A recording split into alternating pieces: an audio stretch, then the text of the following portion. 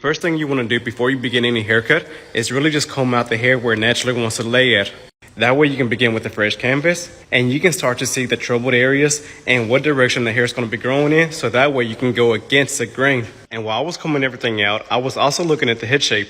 The main area that I'm looking at is the parietal ridge and the occipital bone. His occipital bone really doesn't protrude out as much, but his parietal ridge does. Easiest way to find the parietal ridge is laying a comb flat on the head, and wherever the comb stops touching the head, which would be in this area, that's where the parietal ridge is. And as we go to the back, his parietal ridge drops towards the back a little bit. So it flows in this direction. So we're going to be following the parietal ridge whenever we're doing a haircut. Let's go ahead and begin with the number 3 guard. Digging in at the bottom, and then as I work my way up, I'm just going to have my guard laying down flat and just sliding up and down.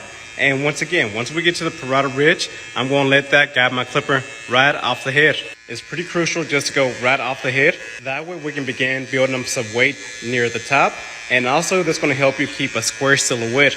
You never want to dig into the head because that's going to make it too round, eliminating a lot of the hair we're trying to keep. And essentially, this is just debulking, so I'm not really going to take too much time trying to make it perfect. Now that we finished debulking, you can see how we left the weight near the parietal ridge. I left it on purpose, that way you can really see where to stop at. Of course, I'll show you how to fade that out in a little bit. But now, jumping into the number 2 guard, we can really start fading everything out perfectly. The main thing that I want you to notice on this is the light and dark areas.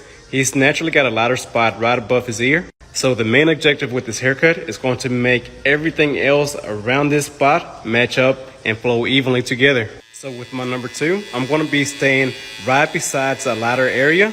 And already just by doing that, you can see how everything started matching up already. But we're still going to keep the same concept, just sliding the clipper up and down, staying about halfway up his head now. And also keep in mind that whenever the parietal ridge drops, you want to drop your clipper with it.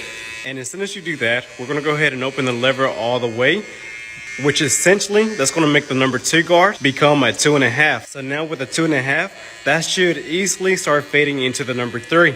And I cannot stress this enough.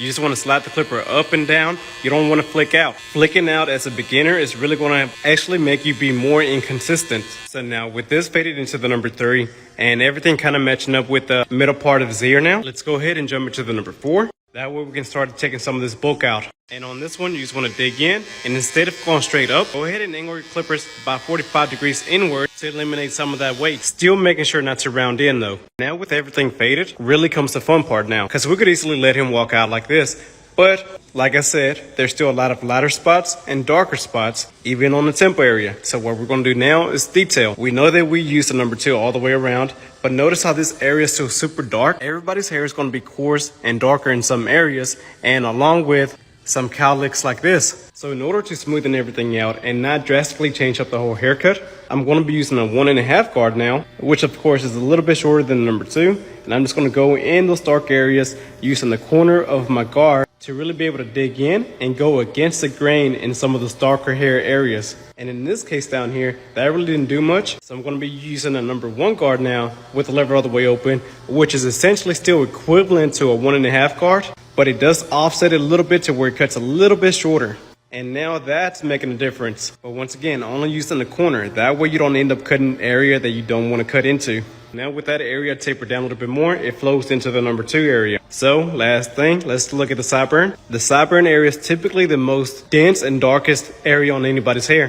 Once again, on this one, I'm actually going to close the lever all the way and just go slightly into the sideburn area, opening the lever as I work near the temple area to start fading into the number 2. So this would technically be a taper. Of course, not a skin taper, but it is a taper. So we're just tapering the hair down a little bit. So by paying attention to those small little areas, you're really going to be able to give your client a good haircut that really fits his head shape with a nice silhouette where everything naturally flows in together. I will be dropping more tutorials like this, but for shorter daily tutorials, make sure to check me out on TikTok.